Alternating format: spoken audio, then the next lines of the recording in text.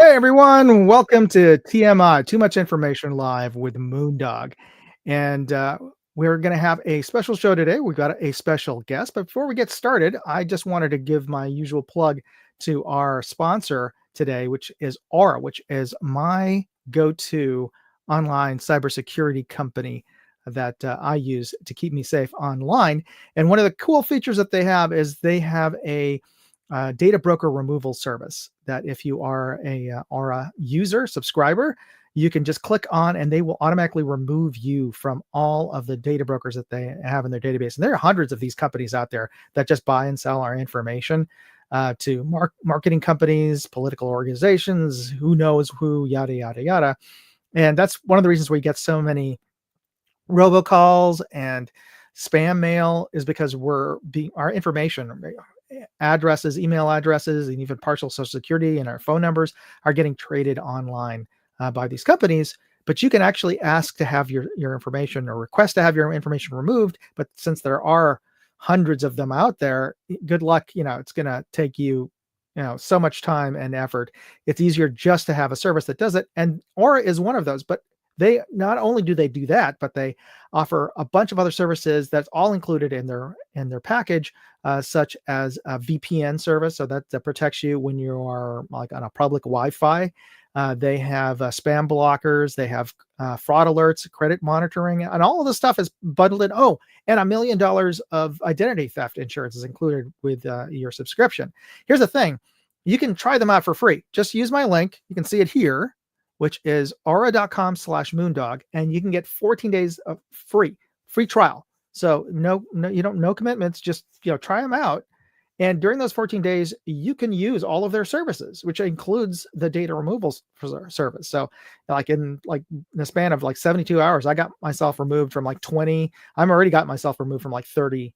They've removed me from 30 different data brokers. So yeah, it's totally worth it. It's free. Try them out and do it now, because I may not actually have continue with the sponsorship toward it past the end of this month. So try them out while it's still available. 14 days. There's not even, I don't know, there are barely 14 days left in the month. So yeah, go ahead and try them out now, and let me know how they work for you. All right. And for those of you who are early birds, and let's see who's out there. We got Hillbilly, we got Brian Pick out there, and we do have Ian Connolly, who's also going to be a guest today. And I'll introduce him to you in a bit. But the hashtag for today is going to be flag. Oh, we just got Chris joining us. Hey, Chris. So if you aren't already joining the chat, just type this into the chat as you're watching this, the hashtag flag, and this is what you can get to win. You can get to win a Daniel Defense chamber flag, but also, because I forgot who won it last week, but the gentleman who won the Keltec pin didn't give me his mail to information. So the way the rules work is, if you're online, you have to be present to win. You have to be in the United States, have a mailing address in the United States, but you're eligible to win. Just put it in the hashtag flag, and you could win this cool Keltec folding pin here. This is so cool. It was given out at SHOT Show to special folks who were there, but this is an actual actuating pin that folds out just like a Keltec Sub 2000. And this was only available there, and so this is your opportunity to get one. And because if you don't send me your mail to information, that you don't get a chance to win the pin. And this cool Daniel Defense even says, well, I don't think you can see it, but it says Daniel. It's a Daniel Defense, official Daniel Defense chamber flag. And I got a bunch of these, so I'm going to be giving these away every week until I'm out of these chamber flags. But this is a cool little chamber flag from one of the bougier brands out there for ARs and firearms. And we also have, from the Thunder from Down Under, we got Bench Rest Marksman joining us this evening. So good to see you, Alan.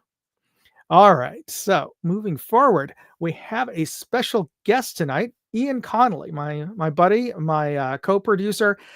He's a also in his day job is a Unix systems administrator for the U.S. government, but he's also been my co-producer and co-game producer for Operation Bad Blood, which is my big charity airsoft event that I hold every year in Pennsylvania. And so he's been my right hand man for gosh, like 15 years now. And he's good. This is going to be his first year, but he's going to be joining me at SHOT Show as my line producer there. So he's just because scheduling, it's a kind of a commitment to go to SHOT Show. It's like a week-long thing. So, when you're not doing this full time, yeah, when you have a day job, it's kind of hard to carve out a week or at least even a couple of days to go to SHOT Show. So I want to introduce y'all to. There we go. No, okay, let's try that. Okay, good. Hey, okay, so Ian Connolly. Ian, how long have we known each other? Since 2012. Okay, so there you go. It's been a It's been a while. minute, right? Yeah, it's been fun. And we first I forgot, how did we first meet? I bummed a ride to a Tantalum contract game. Yes, that's one of the other airsoft events that I put on. Yeah, bummed a ride, and I don't. We just, we hit it off, I guess, and I'm still here. I won't leave you alone. Oh, excellent. Yes.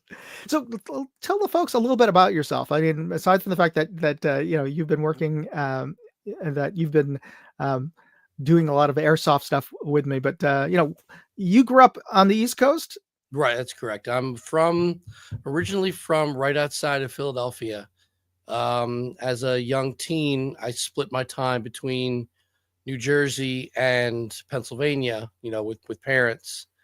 And then I, got out on my own after school and made my way north. And I've been in and around New York City with a small stint on the West Coast since really. So Oh wait, so what was that? When were you and where were you in the West Coast? From 2009 to 2012, we lived in Tacoma, Washington.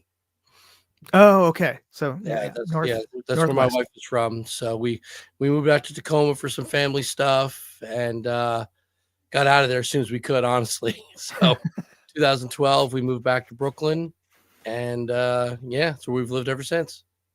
Yeah, and I guess unless you're working for Boeing or Microsoft, there's that's like the biggest reasons to be in Tacoma or thereabouts. Yeah, it was weird too, because when I first went out there, I actually had a hard time finding work because as a Unix administrator in Microsoft land. Oh, right. There's no draw for a guy like me. But I got lucky. I got hooked up with a pretty cool company and worked for them for a couple of years. This is actually even before the whole work from home thing happened. When we moved back to New York, I was still working for them remotely for a while, kind of just filling in space, really. They weren't too keen on the whole, he can do his job from anywhere if he's got the internet, as it is, these days. But so that didn't last too long, but it lasted long enough to find a local job in my field and what I do. So, and this was in Tacoma or in New York? Both. We left Tacoma, came east, but I still kept the job for another 6 months, which was nice. So, right. Okay. Yeah. And now you're working. I don't even know if I can, or if you're allowed to you're say in my office. Branch. Okay. Yeah, no, I'm a contractor for Department of the Interior. So yeah, it's a lot of fun. What's that like? Well, my project is specifically financial.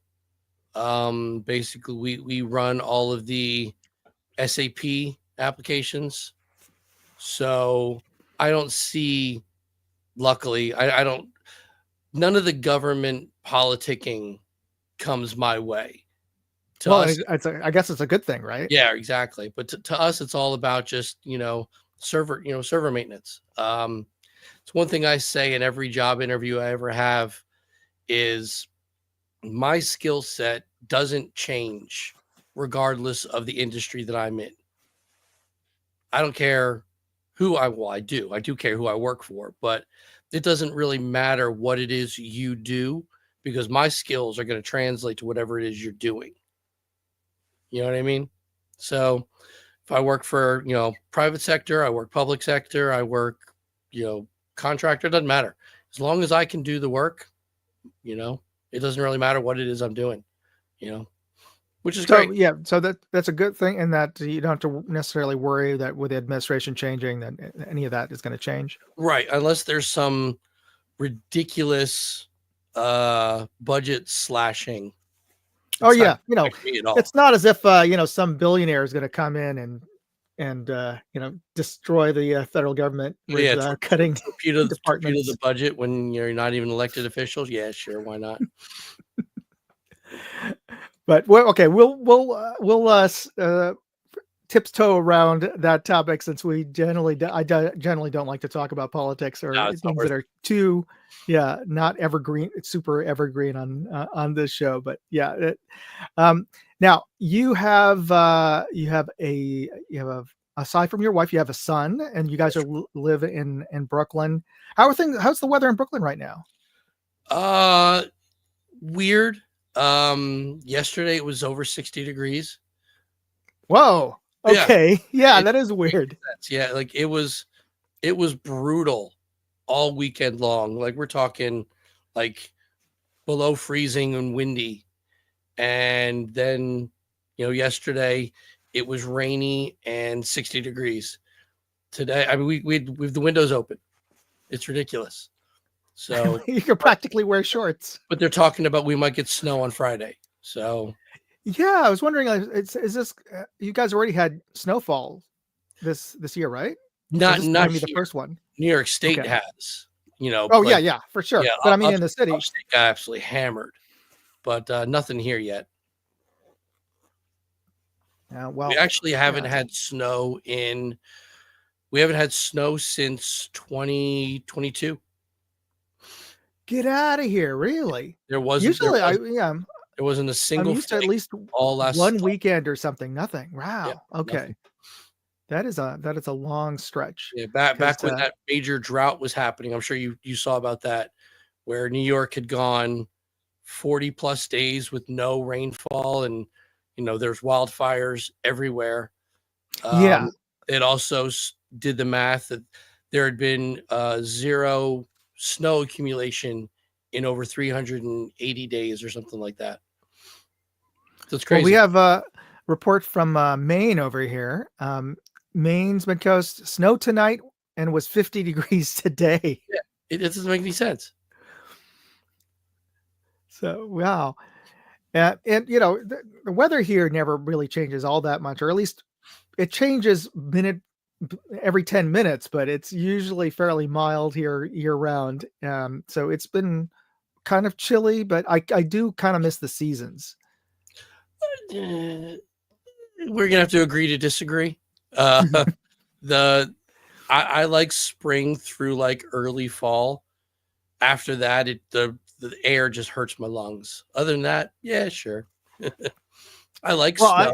I like the idea of snow, the concept of snow. Yeah, as long as I don't have to shovel a path out or shovel my car out of a driveway. Yeah, I like snow. that's one of the great things about being a city person is I live in an apartment with a super and I don't have a car. So I don't care. I was with you there, man. When we looked up, because our apartment was right over the furnace for the building, so our floors were always warm. It wasn't that great in the summer, but still. Yeah.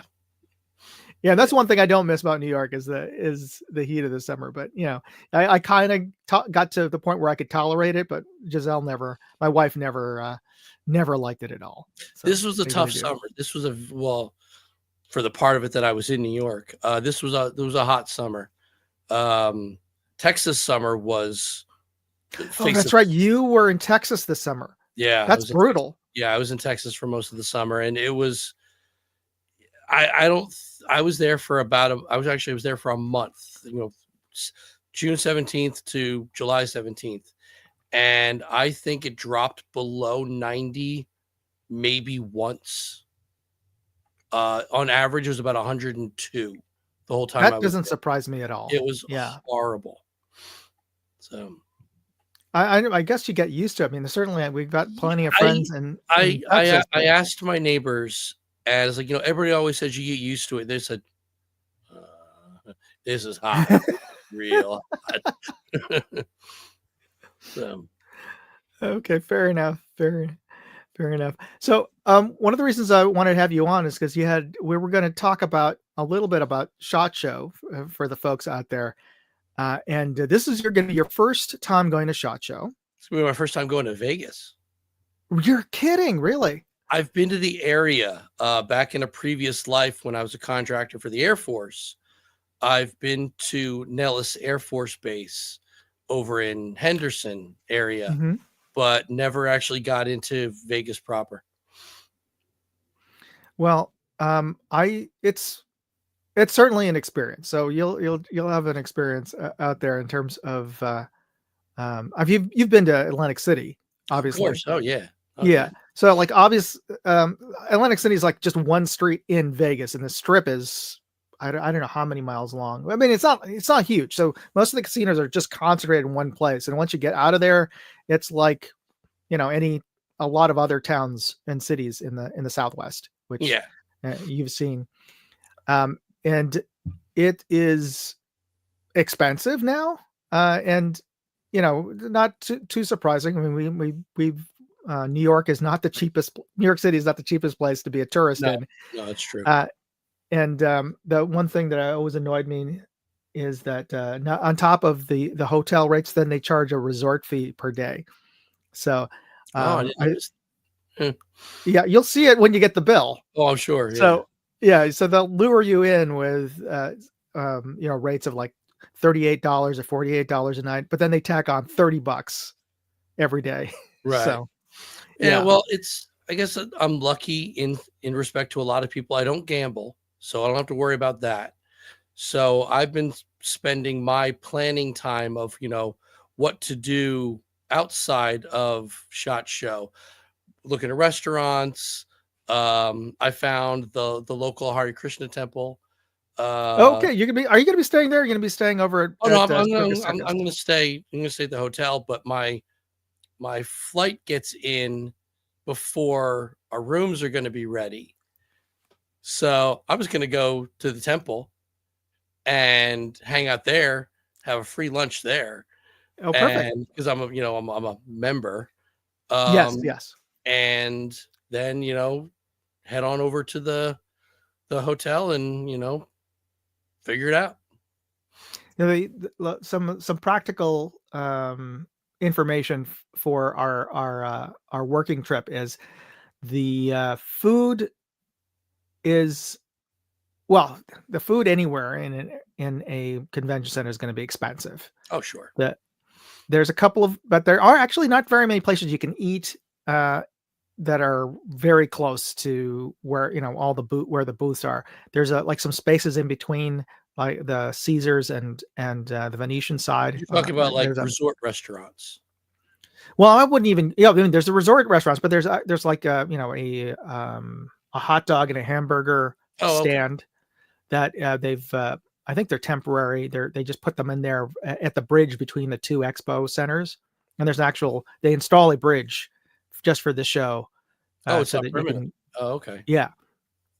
Okay. And so there's those places, and there is a cafeteria on the lower floor of the Venetian, and I think also on the and little cafes where you can buy sandwiches and things. But in I can general, I found hmm? I can survive on soda and French fries and then get an Yeah, actual yeah. dinner afterwards. So In general, I've recommended not eating at those places because every time I've tried, I've been very disappointed mm, in that. Fortunately, there's a because you'll be I'm a member of the NSSF, which is the organization that organizes SHOT Show. The members are have access to one of the sort of conference rooms that becomes the NSSF lounge, and Mm. they do have food that's catered in there. You have to pay for the food, Ooh, but it is they have box lunches of salads or salad, sort of a selection of things, the things you'd find at a cafeteria, but sure. it's all food that's from the Venetian's catering service. So Oh, is there? So it's pretty decent not food, and bad. I think in general we'll have a better experience eating there than at the cafeteria or the food court over at the Venetian. Right. And there is a way you can walk sort of a meander through to get to the food court inside of the Venetian itself, which offers like a mall food court. So you have a lot more options of things that you can eat there. And of course, the Venetian, because as you're walking in, has lots of restaurants and things, Oh but yeah. they're just booked and packed. Yeah. So No, not even on my radar. Yeah. No, yeah. I was looking at like outside restaurants that I know are going to be vegetarian friendly, that are not going to be, out in the middle of absolute nowhere. Like I'm Mhm. looking, oh, best vegetarian restaurants, Las Vegas, and these are all like neighborhoody, and I'm like, oh, hey, that's great. Then I look on the map, I'm like, that's 20 miles away from where I'm going to be. I can't get there. I'm not going to go out there for a veggie burger. That's ridiculous. So, That's the only problem with with the go when we're at the expo. The I tend to prefer taking the shuttle buses. oh yeah, But a lot of folks will a lot of the other YouTubers I know will pull together and get an Airbnb and drive in every day, which is kind of also a pain into itself. You have to get in pretty early because you're just fighting through traffic, the yeah. regular work I mean, traffic and whatnot. I was looking on the map of where we're staying as opposed, in correlation to the actual expo. It looks walkable. I yeah, you could, but Again, I'm a New I Yorker. I walk everywhere, so the but we will have you're staying at the Circus yep, too? yep, Yeah, and for you folks out there, I don't recommend staying at the Circus, but the prices for the other hotels have all gone up. Well, Circus as well, but not as much. And the next other decent hotel is like 3 times as much as the Circus per day. So that's the reason why I'm staying in the yeah. Circus. No, Uh, I'm very much a four walls and a bed kind of person. So it's going to literally be like expo, dinner, bed. Like I don't need the extraneous. You know what I mean? Like because I said, I'm not going to be going into the under the casino floors, and it's not a thing for me. So I'm there to kind of just be in another city and do this thing. Gotcha. So for we'll start bright and early. I usually try to get out of the room and get into buses by about 6:30, 6:45 before 7 o'clock. Not a It problem. usually takes about half an hour. And the good thing is about the Circus is we get on the buses there, and there's we get our tags. Let me see if I can find one from last year. So when we get to the when you get to the airport, I recommend bring in your email that you got from them, and at the luggage claim at the airport, they actually will have SHOT Show registration desks. Really? Yeah, in one of those sort of side rooms that they have, oftentimes like where people will pick up those kind of spaces where people will pick up their lost luggage. So Interesting. All right. you'll see signs for SHOT Show registration. So go to them. I recommend doing this over at the airport as opposed to at the hotel Okay. or at SHOT Show. Right. So as soon as you get there, get your badge. So you'll show your ID, you'll show your QR code from your email, Right. and once you get that, you won't have one of these snazzy holders, but I'll get you one. All right. Sounds great. I got you covered. But you'll get just the paper on the inside, and it's got a little RFID tag Wow. embedded inside of it. So just make sure you don't lose this because this is the only one proof you can get in the Okay. actual sheet, and they'll have a scanner on there. So you'll show these in the morning. You'll show these to get on the buses, and there's Okay. usually 2 buses. One will take you directly to the Venetian side. One will take you over to the Caesar side, and Okay. we'll meet up. So because we're staying at the same Yeah. Right. hotel, which makes it easier. We'll meet up and get on the bus together. And once we get on the bus, we'll go to the Venetian, and then we'll head upstairs. There's a specific conference room upstairs for media, which is Okay. what Great. we're at. Whereas, so that'll give us. We usually try to meet up there in the morning just to go through the plan for the day, or at least I'll share with you and everybody else who I got in contact with, and I have a Google sheet with appointments, Okay. and I try to take a screenshot of that. They do have Wi-Fi there, but it gets spotty, and there's like I don't know how many thousands of people, 30, 60,000 people. So Yeah. how Yeah. worst case. I'm not gonna trust my personal device, which I get my government email on, to a Vegas casino's Wi-Fi. That's a no. Yeah, so just posted up here. Pick said the NSSF has great info if you guys check it out. Not just for dealers, lots of info for consumers too. SHOT Show is a blast, but man, it wears you out. Certainly, it does. I think the first year I went, I clocked in. I usually clock in anywhere between 7 to 10 miles a day of walking, just to go to appointments at various booths. I think the first time I went there, I also after the first day, which was exhausting unto itself, I met up with my wife and kids who wanted to go, visit other places like the M&M's Oh yeah. store and things like that. And so I was so miserable walking because my feet were just killing me. I bet. Yeah. And then they still wanted to walk through. So yeah. And anyway, so once we get there and we get the situation, plan the situation, I'll let let you know who we're going to go see. But speaking of that, let me just share with the folks out there who I've gotten appointments with, or at least some of the folks that we have appointments with. And let's see if I can.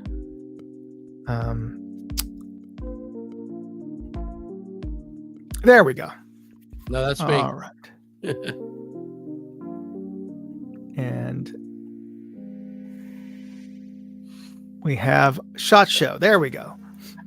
So I have appointments with Athlon, Agila Ammunition. EVIC is sort of a standing appointment. We're definitely going to stop by there and say hi to the folks at EVIC. Primary Arms, Citron, X-Vision, they make thermals and optics. Palmetto State Armory, Sig Sauer, Keltec, Olight. I put X-Vision there twice for what? Actually, that's a typo on my part. I meant that to be Nightcore, which is a flashlight maker. Discovery Optics, of course, and Link. I don't think Link. Are you? He's on the chat there. I forgot to ask if I think you'll be there, right? I'm not 100% sure, but let me know in the chat if you're going to be there, because I would love to stop by, and I'm definitely going to stop by, but would love to hang out over at your booth down there. And Monstrum. Oh, I did put Nightcore and Bear Creek Arsenal, and a couple of other folks have I've been still in talks with to just pin down a specific time, because if you don't pin down a specific time off, sometimes you get to a booth and the person you want to talk to isn't there, because either they're in a meeting or they went out, they took a second to go grab lunch, and it can be like at least a 15-minute walk to go find lunch. So maybe, and then to eat and then to come back, so you may not see them for an hour or more. Got a comment here from Pick again. Bear Creek spelled Bear Creek's new Bolt AR looks interesting, but not sure what were they thinking on the first two calibers. I know. Oh, what's it chambered in? I forget one. Pick. Do you remember which of the two calibers? I just remember the same thing and the same thing. Like, I would have. I don't think 6.5 Creedmoor was one of them, or maybe I'm wrong. It was one of the first thoughts I had. I was like, I'm surprised they didn't include that, but maybe I'm misremembering. Okay, so it's 350 Legend and 450. So my first thought was, why didn't they include like a long range caliber, a specific long range caliber? But I forget. Is 350 a straight wall? Oh, here we go. His comment was they should have done 300 blackout for a can for that. And Michael Dunn said, I like the new tactical lever actions. I got to check that out. So I'm hoping to see what they have.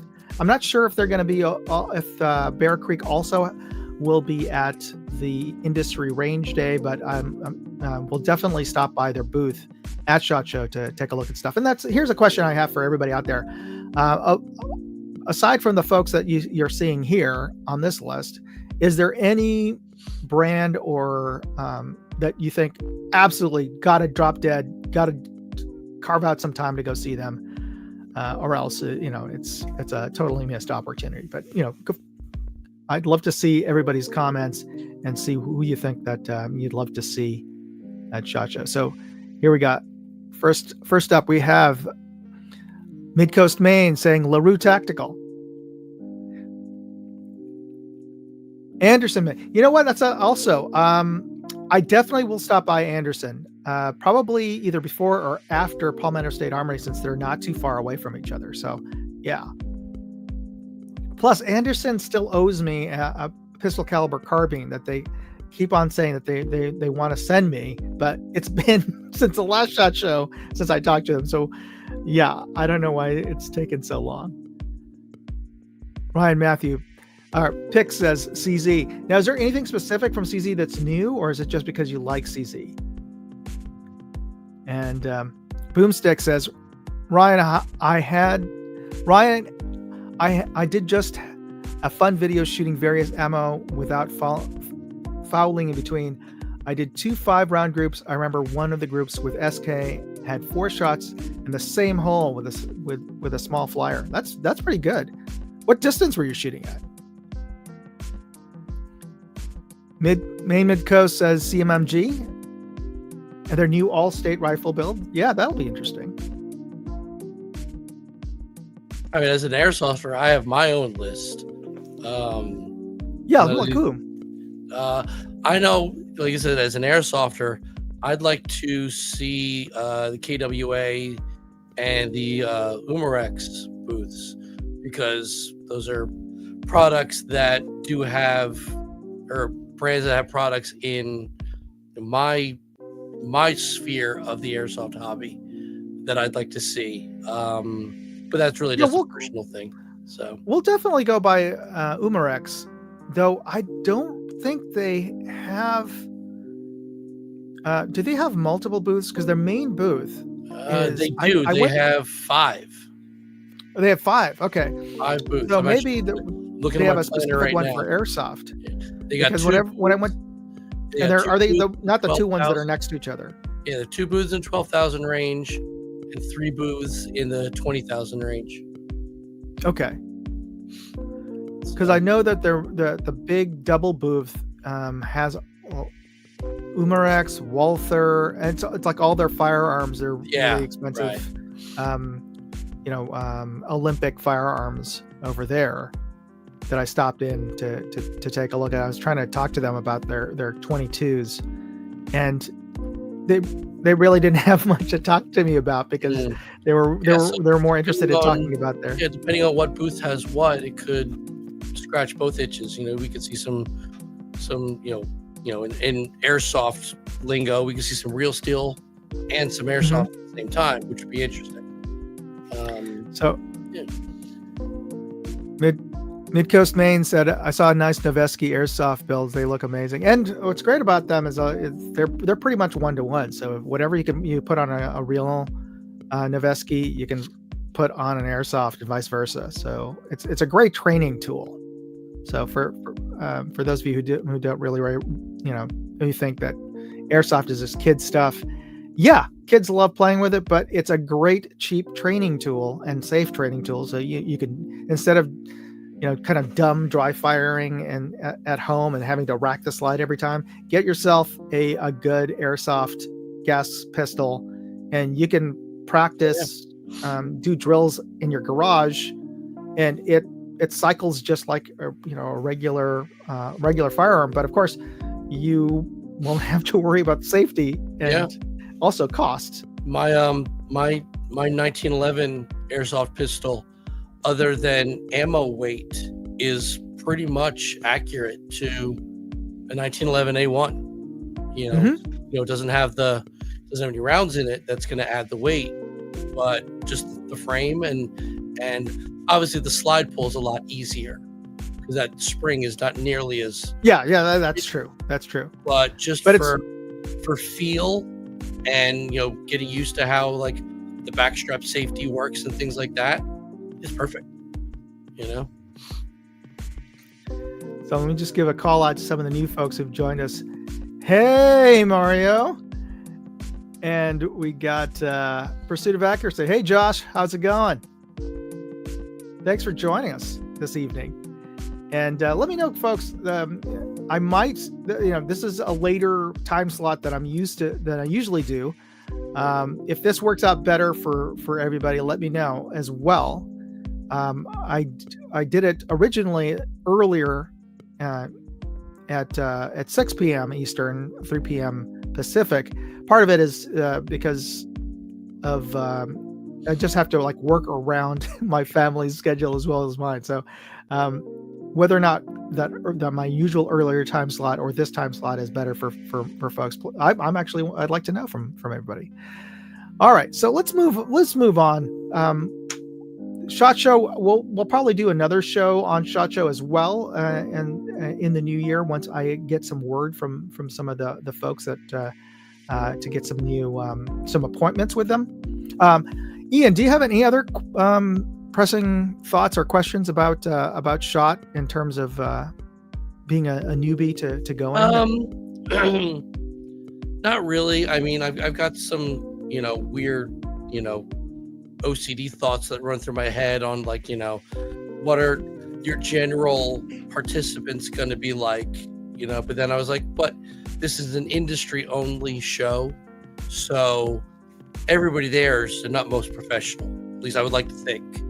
So it's not like you're going to get whack jobs from all over the place, just being crazy, like your general off the street gun show nuts. You know what I'm talking about? Yeah, it's not like your typical Pennsylvania gun show where you're buying stuff, and it's not like going to Comic-Con or a typical con convention. So in terms of everybody's is dressed or acting weird, or it's just kind of business folks. I think my only real not concern but question would be as someone who's going to be there for 4 days or however long we're going to be there. I'm generally a light packer, and I don't like to be that guy who takes stuff with me unless you require. Oh yeah, don't. So I don't want to if I were to say take a backpack because we got to carry blah blah blah blah blah. What's security like? You know what I mean? Do I need to get air tags to monitor my stuff? And it's just it's just one more thing to worry about. Yeah. So here's a practical thing. I would pack very light and you generally try to. The one thing I would bring extra layers, because you never know. It's the desert. It's wintertime, and it can get cold, very cold. Yeah. Walking around, and there is time spent just waiting for the bus outside and things like that. So, I mean, I'm a light packer in the terms of we're there. We're waiting for the bus Tuesday morning. I don't want to be one of those guys who looks like I'm on a ruck march. You know what I mean? If I have to bring a bag with us, I want it to be no. That's it. So here's the other thing. and not bring it if I'm. The place is packed with swag. So one of the big swag things is there is bags, tote bags aplenty. One of the big sponsors is SAR, and they give out thousands of these very large red tote bags that you practically half the people end up picking up, but they're good because they are large, and every booth you go to, there's swag. So if you may choose to pick up swag, and almost everybody does.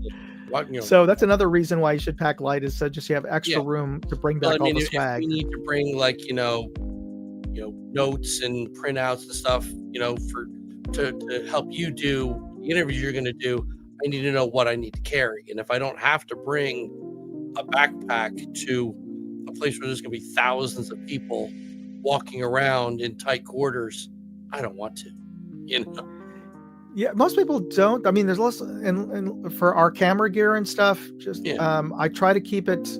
A backpack may be helpful, but I try to keep it all my stuff in the totes, just because it's easier. Now, in terms of, I do bring a backpack of most of my spare batteries and everything, but where we are with them at the media lounge, they also have a coat check. That's been pretty good.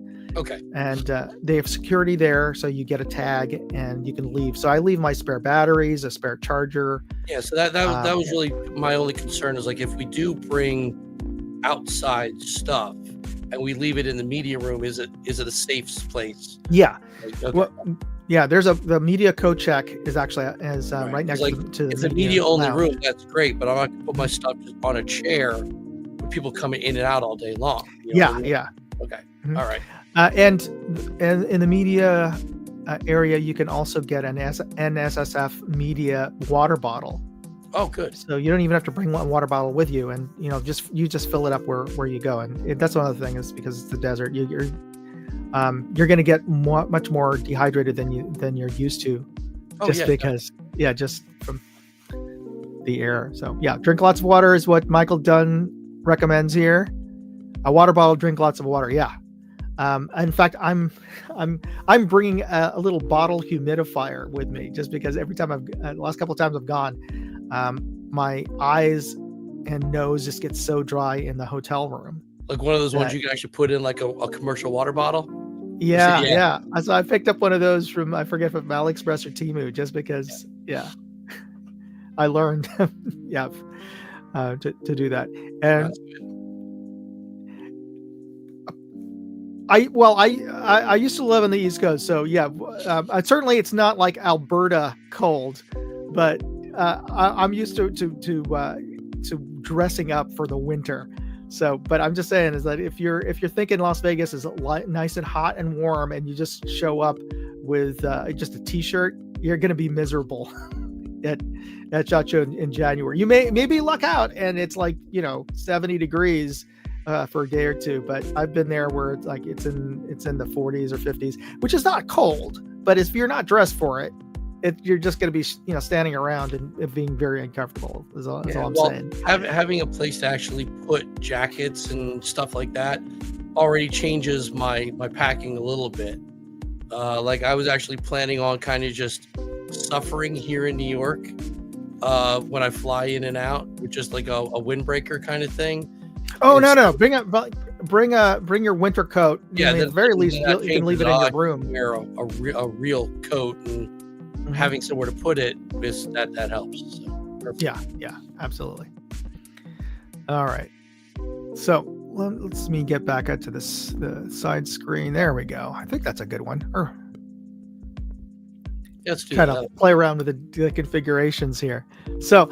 Let's get into sort of the usual stuff that we have on the show, the new videos that I posted up this week. And for those of you who are subscribers to my channel, you may have gotten notifications of it. You might have even seen some of it, but maybe you haven't. So let me just share some of the stuff that has come out this week.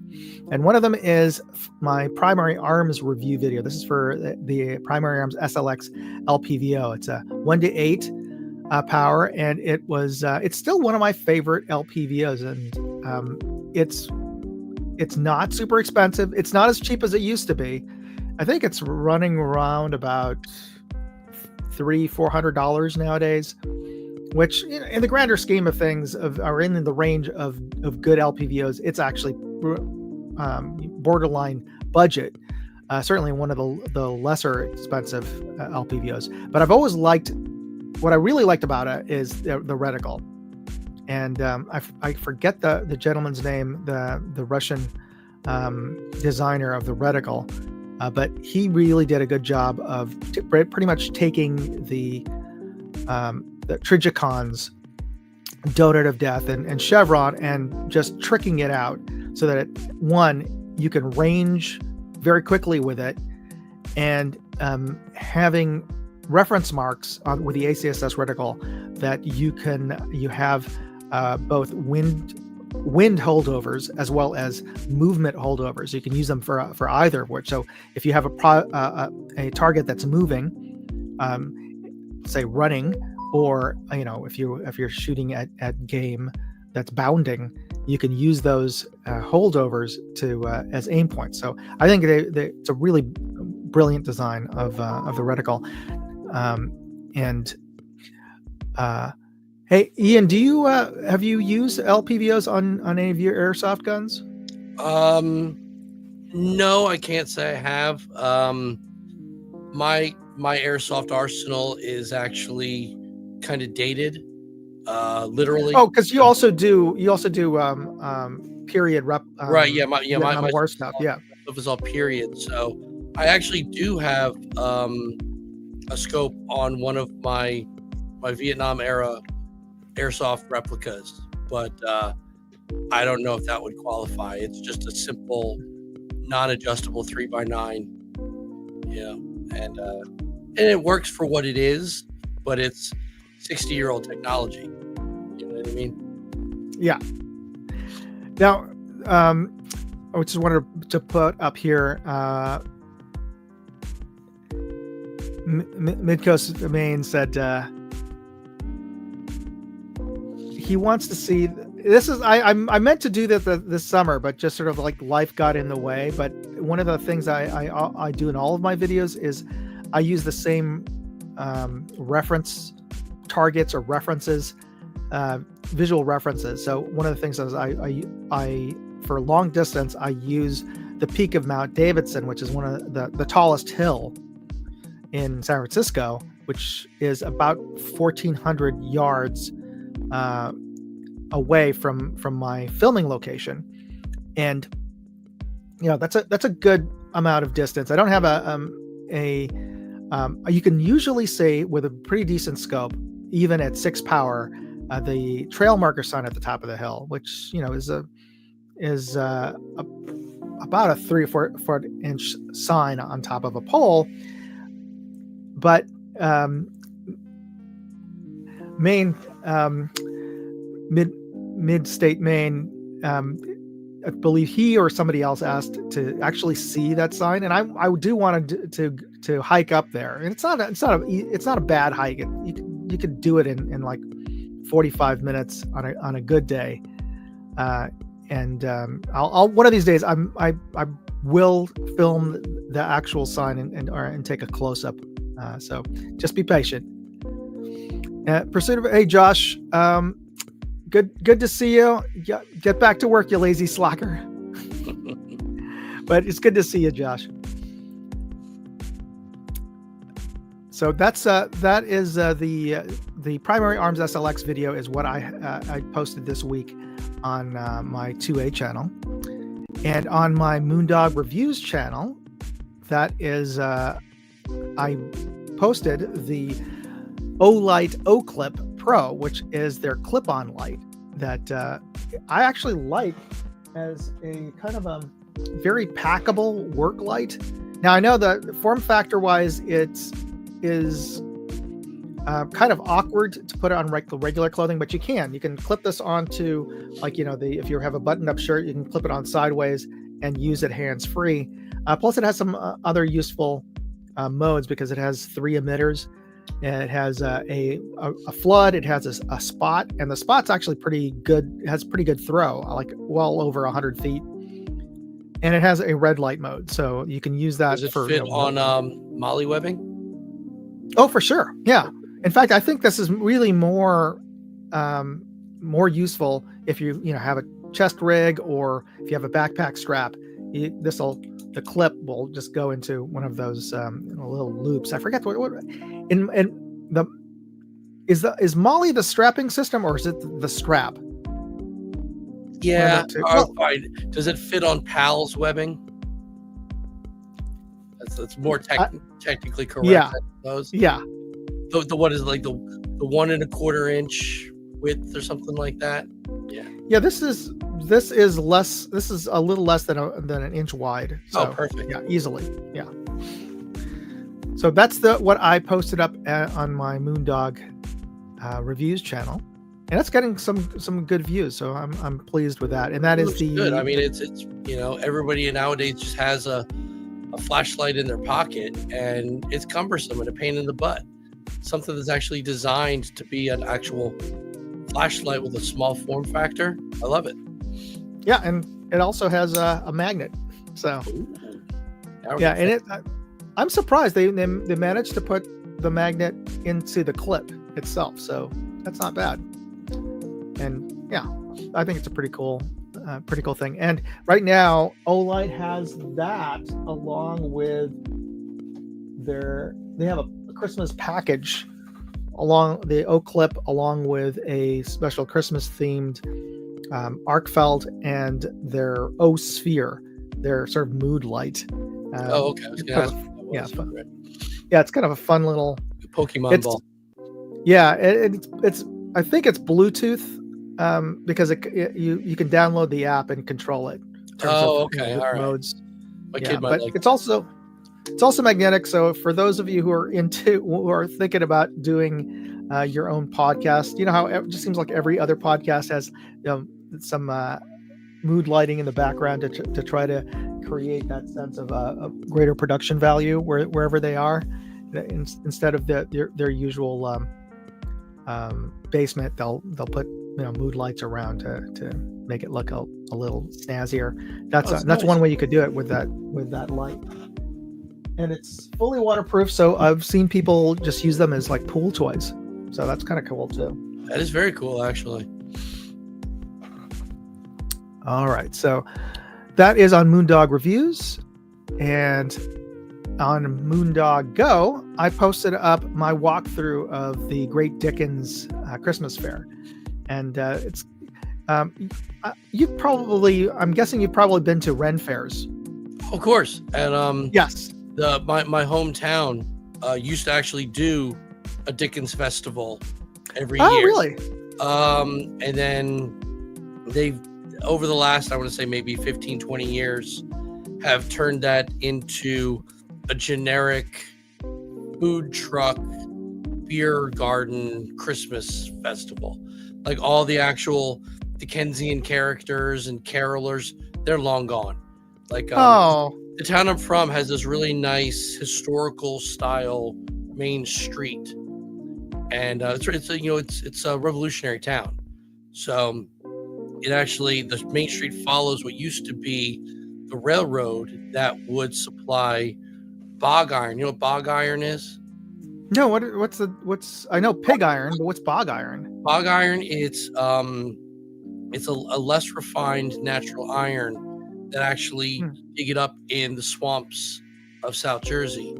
And hence bog. Okay. Yeah, exactly. Yeah. But and they could forge it into cannonballs, but because it was brittle, it had a benefit of basically becoming a shrapnel fragmenting on contact.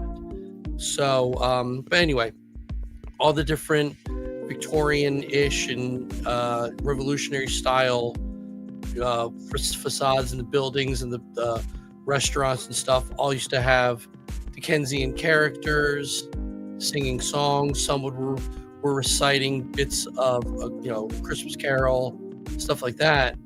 And then the demographic of the town kind of changed, and it became just a free-for-all of beer gardens and it ruined the whole vibe. It sucked. Oh yeah, because that should be done in October for Oktoberfest, Oh yeah, for yeah. the fall. So let me just share a little bit of this video here, just because we have an opportunity to. But if you haven't seen it, go check it out at my Moondog Go channel. But I want to share some of the of that.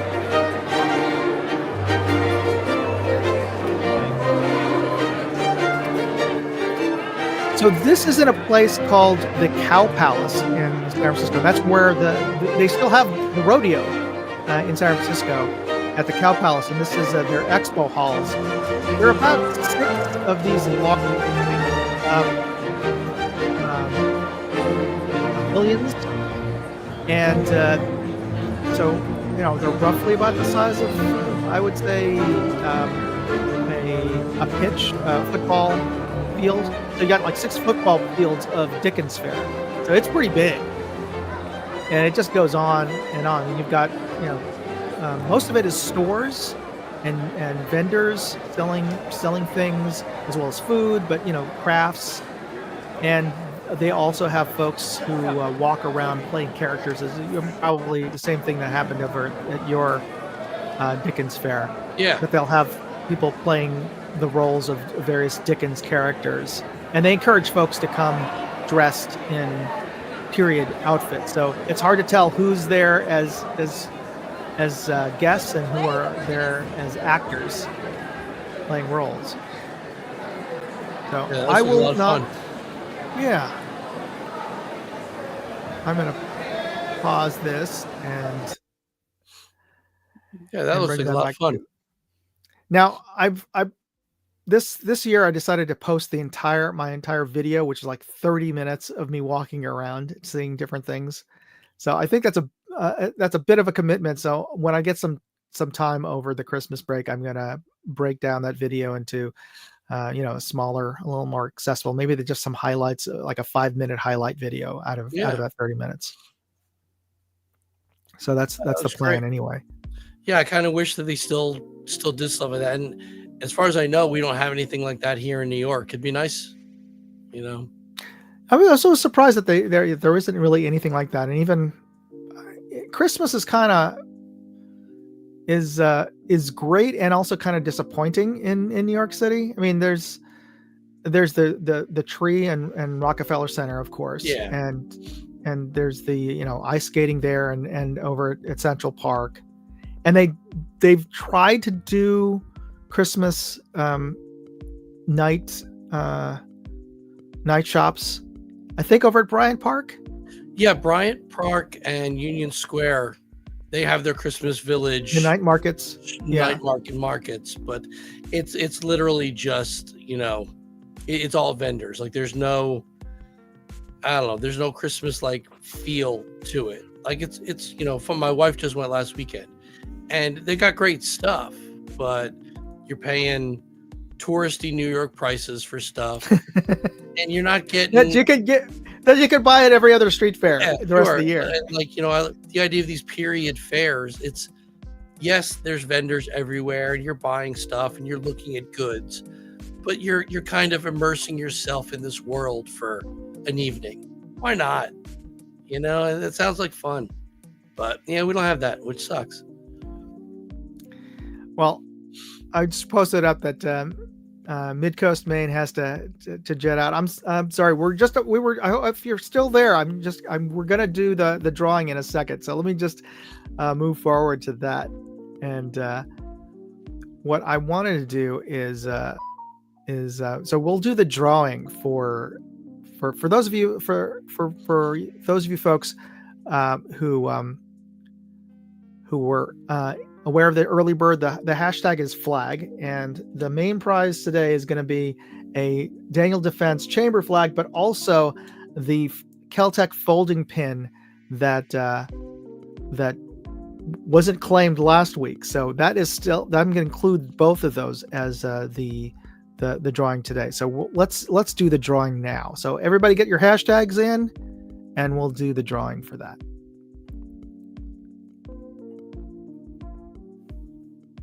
All right.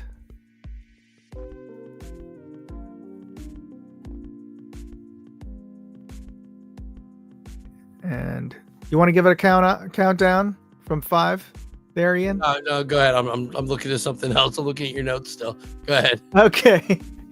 And 5, 4, 3, 2.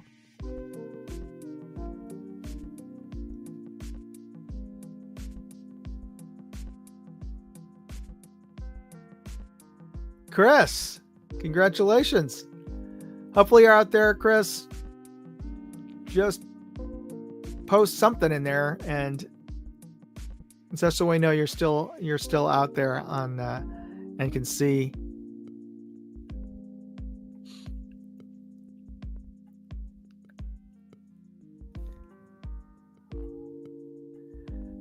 So while we're waiting for Chris, hopefully to post something on there, I just wanted to seek everybody else's brains and come up with some ideas for. There we go, Chris. So, Chris, if you wouldn't mind, since you are the winner, if you wouldn't mind sending me an email with your mail to address, you can send it to moondogairsoft@gmail.com. And I'll send out the Daniel Defense Chamber flag and the Keltec pin to you. All right. So I have a new video that's going to be coming out on Sunday, and it's for the new Olight O site, which is their red dot site. And it's actually a pretty decent, it's pretty cool site because it's a rechargeable, but what's cool about it is that the cover and that is actually the charger is a power bank charger for the light itself. So it can recharge wirelessly or magnetically using their standard Olight. Let's see if I have a sample of it. The Olight blue hockey puck adapter, which I'm not really a huge fan of. I mean, it's cool and all that they have this, and it's easy enough to attach onto things, but I really wish that this was also a USB, like you could just plug in a USB to this thing. Anyway, so that just means you have to carry one of these to charge it, except that with the Olight, the cover is the charger, and it's actually USB-C. It has a USB-C port, so you can charge the cover, and the cover can charge the O site up to 4 times, and fully charged, the thing has a stated 70,000 hour runtime off when it's set at low brightness. That's like almost 8 years it can run on that. And if you have it on maximum brightness, it's kind of surprising to me that it'll run for 17 days straight. It's kind of a big difference between 17 days and 8 years, but whatever. The point is that it's easy enough to recharge this thing just by keeping the cover on, and you can plug it in as USB. So and as a weapon light sight, it's so far it's held 0 and functions great, and it's a nice big window. So this is one of the working headlines that I'm going with for the thumbnail is the O-shite or not. And we go into that in the video as well. So I'm looking for some suggestions from y'all. What do you think would be a good caption, a good headline for the thumbnail for the O site? You get any thoughts there, Ian? You might think. No, I kind of like your question. Honestly, is it O-shite? No, not really.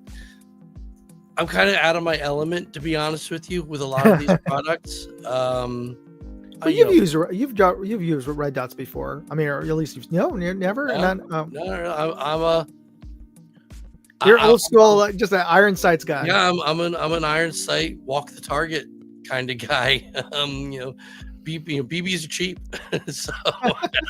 That's the thing about airsoft is I don't mind. You can see the BBs flying, so you adjust to where the spray is going, kind of like using a hose.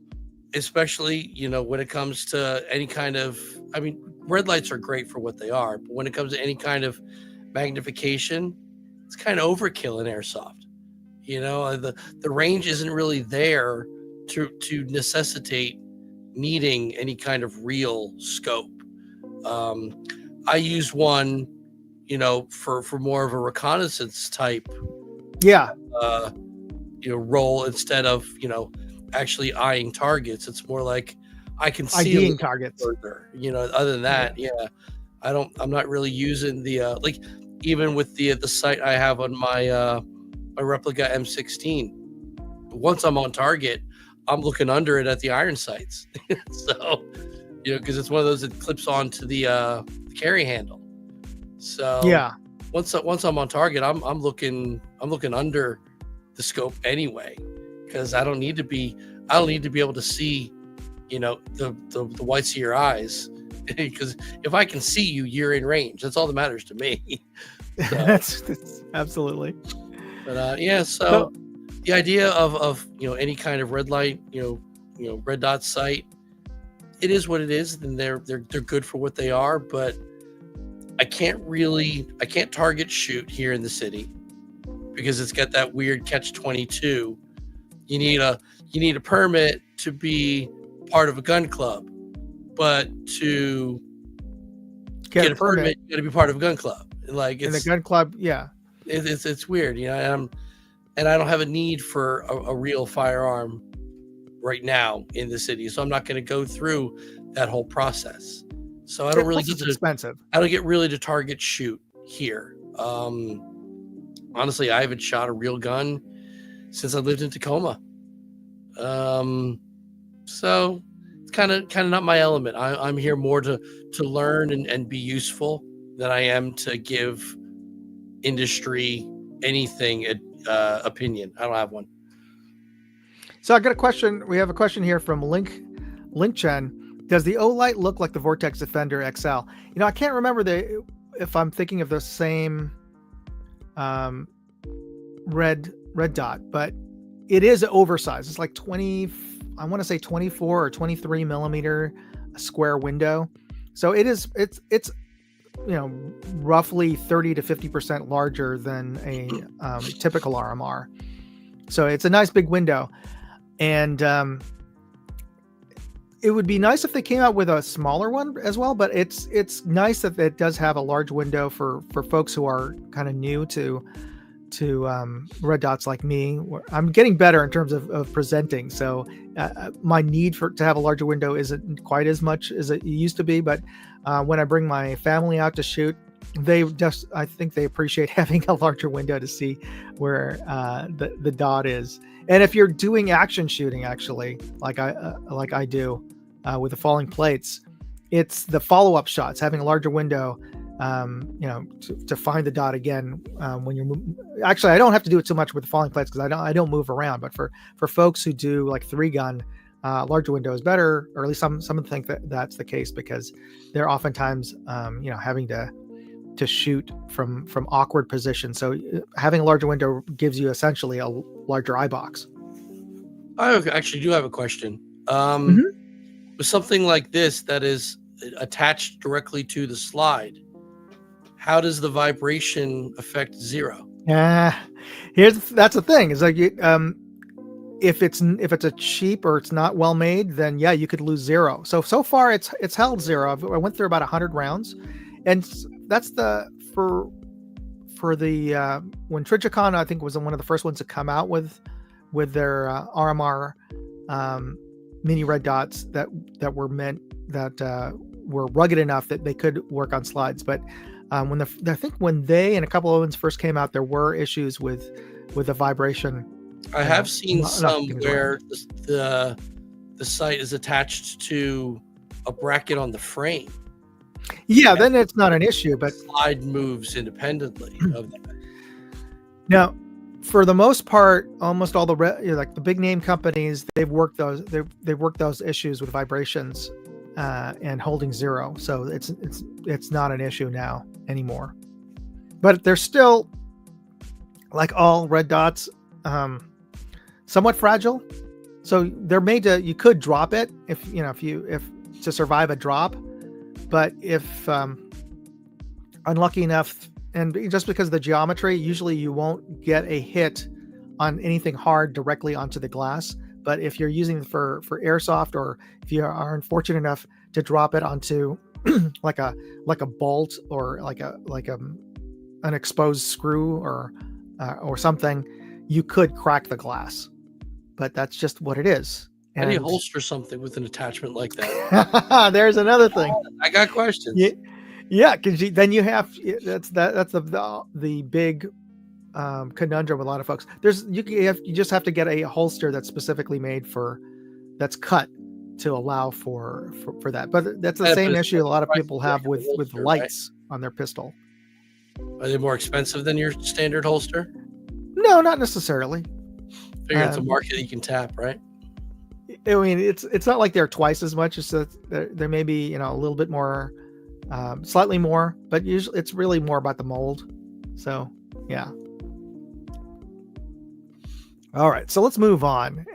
We did the early bird drawing, and for those of you who are still on there, we're going to be giving away another Cult branded tote bag. So this was one of the bits of swag that I picked up at SHOT Show last year. So you get to represent one of the oldest and most storied brands in firearms. You get an official Cult tote bag. So if you put in hashtag Cult, I'll send this to you if you win today. And again, the rules are you got to be on the chat, and I have to be able to mail this to you. So in the U.S. So as long as you meet that criteria, you can put in hashtag Cult, and you can get a chance to win at the end of the night here. All right, let's move on. I usually like to share a word of the week and something that's a little unusual. In this case, the word of the week is malaprop, and that is the mistaken use of a word in place of a similar sounding one, often unintentionally amusing. For example, dance a flamingo instead of a flamenco. And there was a story about Yogi Berra, who was famous for his use of words in general, but he was talking about a player who could throw and hit from both sides, left-handed and right-handed, and he says he hits from both sides of the plate. He's amphibious, and it's just the humorous misuse of a word. And I don't think Yogi was as dumb as they make him out to be. I think he did it once, and it got some laughs, so he kept doing it. Yeah, absolutely. But this word is very close to the word from last week, which is mondegrins, which is when you mishear a lyric or a poem, and you you use another word. In the case, it was Lady Mondegrin, Lady of the Green, and the woman had misheard it to Mondegreen. And last week, I just want to continue on from a little bit of the story from last week. So down the rabbit hole, we talked about Def Leppard and the song "Pour Some Sugar on Me," and I shared with you guys a commercial for T-Mobile years ago where a guy was singing "Pour some shook up ramen," instead of "Pour some sugar on me" mistakenly in the commercial. Well, I wasn't able to get to this last week, but I wanted to share when this song came on the radio, and I asked the question: do you think that more men or more women mess up lyrics for songs? And of course, everybody has their own opinion, and we'll see if one bears out of the other. But when my wife heard this song and I sang it, and she goes, "Oh, it's Pour Some Sugar on Me." She up until like just a few years ago thought they were saying "Pomme frite super anglais," which in French roughly means French fries super English, but she thought that's what they were actually saying. And that brings up what the topic for this week, which is pomme frite. So for those of you who don't know, pomme frite is the French word for French fries. Pomme frite, which some would argue they're the original French fries. Well, except that the people who would argue that most vehemently vehemently are Belgians, who Yeah. would say they came up with fries, and the reason we call them French fries is because of the doughboys who went to fight in France in World War One, and they ate these fried strips of potatoes, and they thought, oh, the French eat them, so there must be French fries. So that's where we get French fries from. But apparently, the oldest recipe actually dates from Belgium and beats the oldest French recipe by like 200 years or something like that. So they've got I think the more valid claim for being the first people to come up with pommes frites, which is actually a shortened version of pomme de terre, which is earth apples, and fried earth apples is basically what pommes frites is. And we were talking about this a little bit earlier. There's a French fries, or an authentic Belgian fries stand in the East Village in New York that actually does make some delicious French fries, Yeah. or pommes frites, in the Belgian way. And you do dip it. Traditionally, you dip it in mayonnaise for their sauce, a mayonnaise sauce. And of course, if you're English, you can dip it in malt vinegar or whatever you want to dip it in.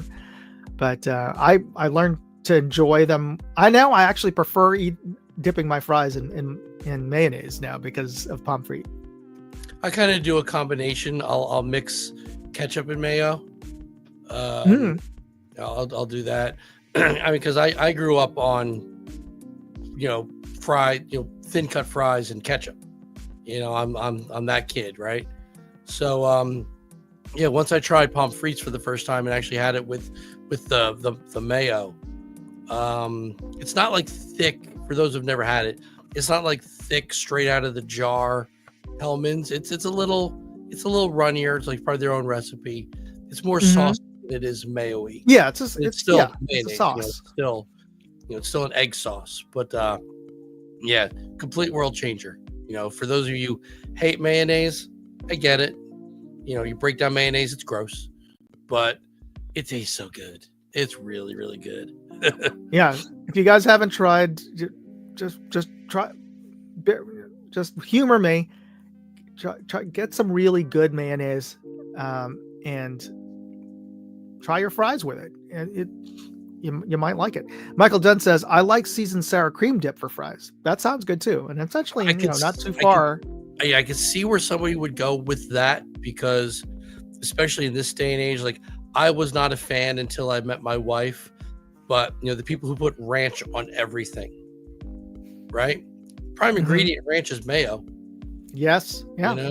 So try it. Now I gotta, maybe I'll do you know what? I think I might do a down the rabbit hole about ranch dressing and where it comes from, because I had to find this out. But there is actually a ranch. Yeah, it's in California, the Hidden Valley Ranch. That's and where it came from. For all these years, I thought like, oh, that's just a brand name. But no, there really is a Hidden Valley Ranch in California. And that's where they invented needed some kind of dressing. My understanding is they needed some kind of salad dressing because they had a catering business on this farm, and they whipped it up with the herbs they had on hand, and it became, the all-encompassing sauce we know today. And it's like one of the most popular, the popular flavors for Doritos as well. I've tried it. I mean, I like ranch now. I've tried the Doritos. It's nasty, so nasty. So I also wanted to share that the irony here. So I don't know if you've ever been to Paris or other cities in France. Nope. They have street sandwiches there where they will put fries into the sandwich along with your meat. Oh, sure. And you eat it in the baguette, and that's street food. But there they call them American sandwiches. Sandwich American. So yeah, that's the sort of, I guess, the payback for us calling them French fries. My ex-wife went to Rutgers University for college, and back then, and up until even a few years ago, they had these stationary food trucks in a parking lot that made these things they called fat sandwiches. Mhm. And it was the most famous. Well, the original was this thing called the Fat Cat. It was 2 burgers, lettuce, tomato, ketchup, and fries, all wrapped up on a hoagie roll, a hero roll. And that has now spawned like 45 new different sandwiches. Like you come up with it, like there's, a lot of them have just all kinds of craziness, but like, chicken fingers, mozzarella sticks, fries, lettuce, tomato, cheesesteak, mozzarella sticks, fries. They all have fries on them. That's the thing. It's the primary ingredient, fries, and then other stuff. That's these sandwiches. And so here's a question I wanted to ask everybody. There's fries are such a ubiquitous side dish, and I'm actually kind of miss them since I am on a keto diet, so I can't eat fries anymore. But of course, I got with my family, you got kids, they're gonna get fries for sure. But I always end up with lots of leftover fries, and as a dad now, I totally understand like how you're wasting all those fries. You're getting them, and if you're eating at places that are famous for loading you with fries like Five Guys, what is your favorite recipe for leftover fries? Me, or anybody out there, for folks in the chat, if you have leftover fries and you've got enough, throw some stir fry in a pan, like onions, peppers, whatever, and then throw the fries in with that, with some salt and pepper. That's a popular Glasgow dish called chili and chips. It's awesome. So they call it chili and chips. Do they actually put American style chili in it, or no? The peppers. Okay, the peppers. Chili peppers. But I see. Yeah, so just red green bell pepper, some onion, maybe a little bit of garlic. Fry that in some oil. Throw in your extra fries to temperature. Amazing. Mm-hmm. Now, Michael Dunn said, I don't know if this is specific to this, but a breakfast burger is good too. Egg and hash browns. Now, that's another thing, is that you could use them as in lieu of hash browns for breakfast the next day. So that's a good way to. Yeah. So that's something it came to mind to me just because, it's like, what do you do with all your leftover fries? So we were talking about. I'm also, ancestrally British, and I really like a sandwich called a chip buddy. What's a chip buddy? It's literally you take any kind of round roll, Kaiser roll, burger roll, doesn't matter, with butter, and then just put a mess of hot fries on it, and just there you go. Just eat it. That's it. Yeah. Okay. Any specific sauce or anything like that, or just? I'm gonna say a word. You're not gonna know what it is. Probably. Generally, we'll put brown sauce on it. Yeah, right. You'll get it. What is that like sauce? HP sauce? Yeah, HP. Yeah.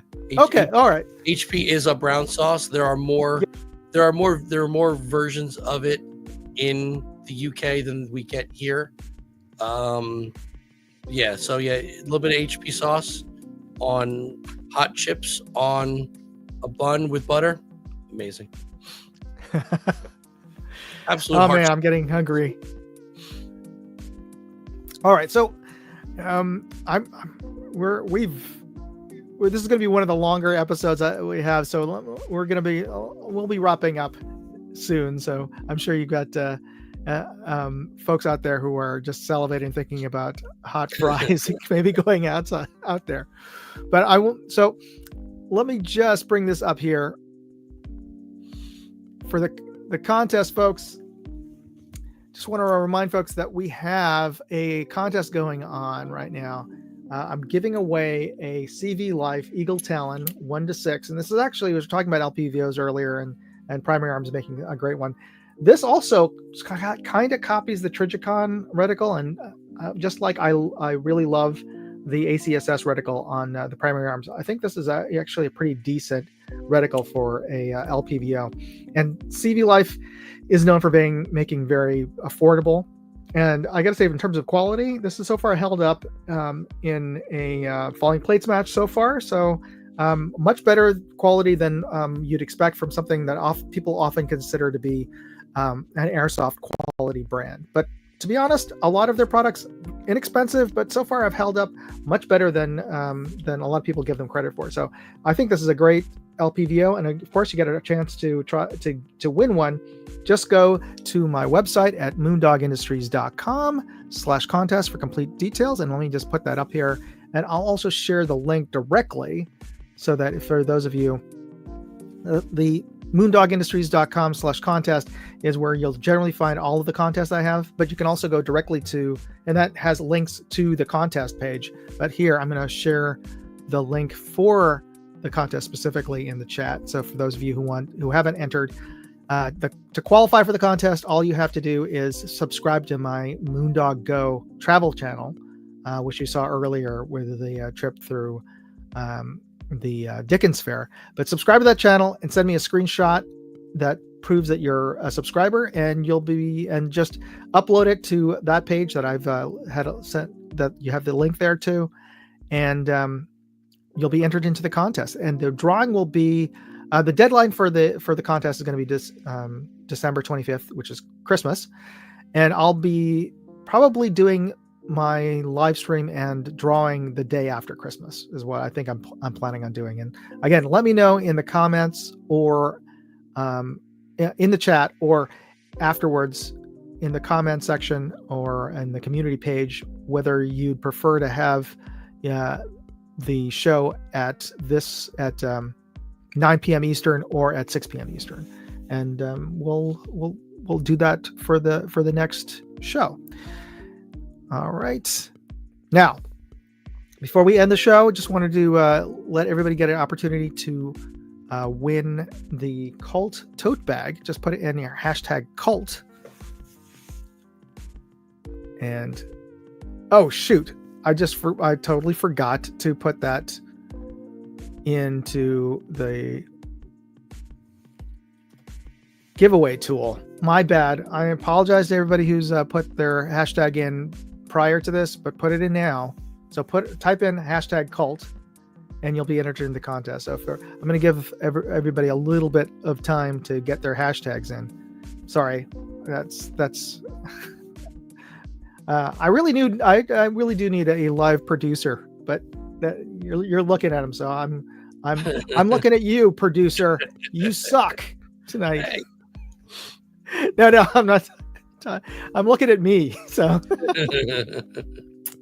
yeah, oftentimes when we do the airsoft live streams for Bad Blood, Ian is my producer and he does a good job, whereas I have failed to put in the hashtag properly prior to this. So all right, that is the opportunity to win the Cult bag.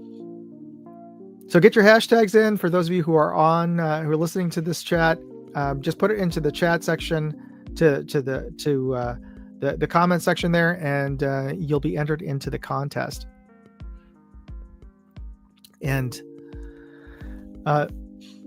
I'm probably going to be on the Hillbilly live stream on Saturday. I wasn't there last Saturday because I was at a concert. Sarah Brightman. Don't know if you folks know her. She's a famous Broadway and pop opera singer. She was married to Andrew Lloyd Webber for a while, and he actually wrote the part, and I forget the name, Christine, sorry, the part of Christine in Phantom of the Opera for her. Yeah. And so she's famous for being the inspiration for Christine. I think she also played Christine in the Broadway production. I don't know if anybody can correct me or confirm that. She did the West End production. They're English. I think she debuted at the West End. Mm-hmm. So She held a Christmas concert, and she's touring around the world.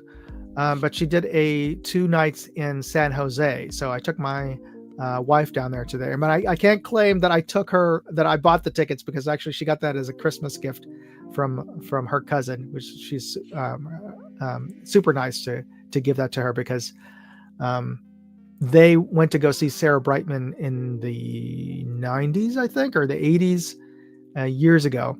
And so she's been a fan since going to see the concert here in San Francisco. And I gotta say, for those of you who think going to see that kind of concert is kind of schlocky, it's the first performance in a long time that I've seen that I did not criticize, because I'm a creative director. I usually get paid to criticize and crit and any artistic endeavor, and I can't stop myself from doing that. But this is one of the first performances. So professional. She was amazing.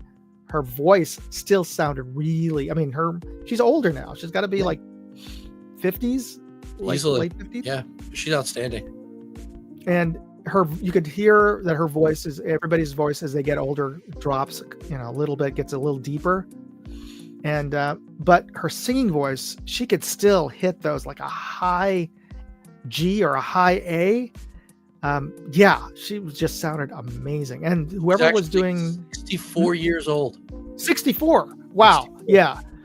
So she sounded 64 when she spoke, but when she sang, she sounded as good as she did when she was in her 20s. So she's amazing. And whoever was the conductor did an amazing job with the small orchestra that she had backing her, and whoever was doing the sound engineering, sound design, the producer there, it sounded studio quality to me. I was sitting in a, you could be the greatest singer in the world, and if your front of house guy sucks, you sound bad. Yeah. So I even made it a point to go down and during the intermission to go tap his shoulder and just say, great job tonight. Because I could hear her. And we've probably all been to sporting venues, and they tend to have terrible acoustics anyway. Yeah. So you can go see a band and they don't sound as good as when you're listening to their album, obviously. But that night, she sounded like it was just like putting headphones on and listening to a CD. So that was just how amazing it was. Okay, right. So I've vamped for quite a bit here. Let's do the drawing. I've given you guys an opportunity, so we'll see who gets the cult bag tonight.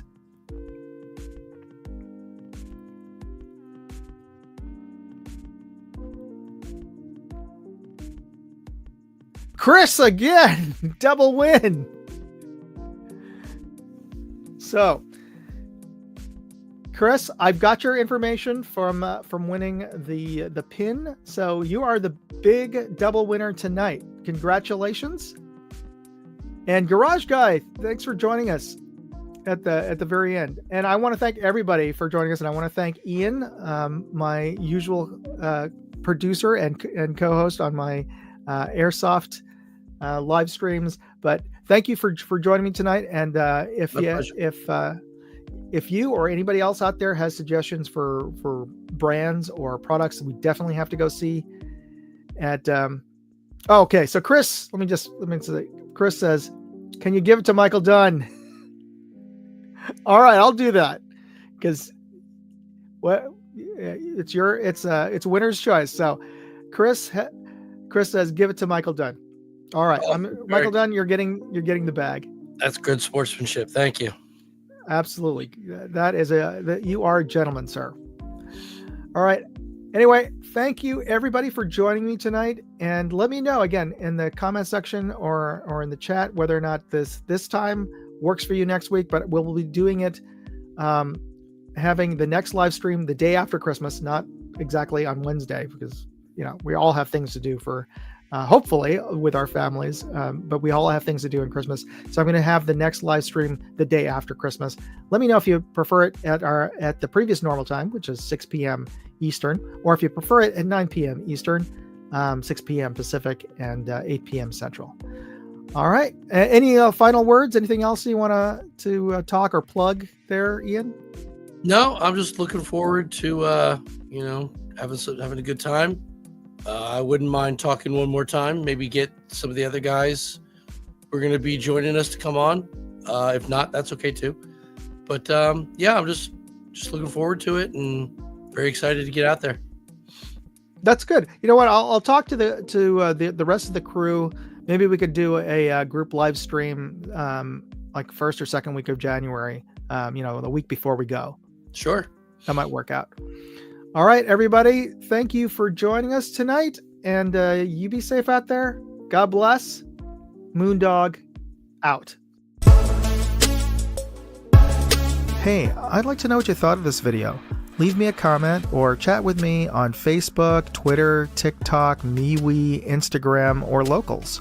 And if you want to see all of my videos, go to moondogindustries.com.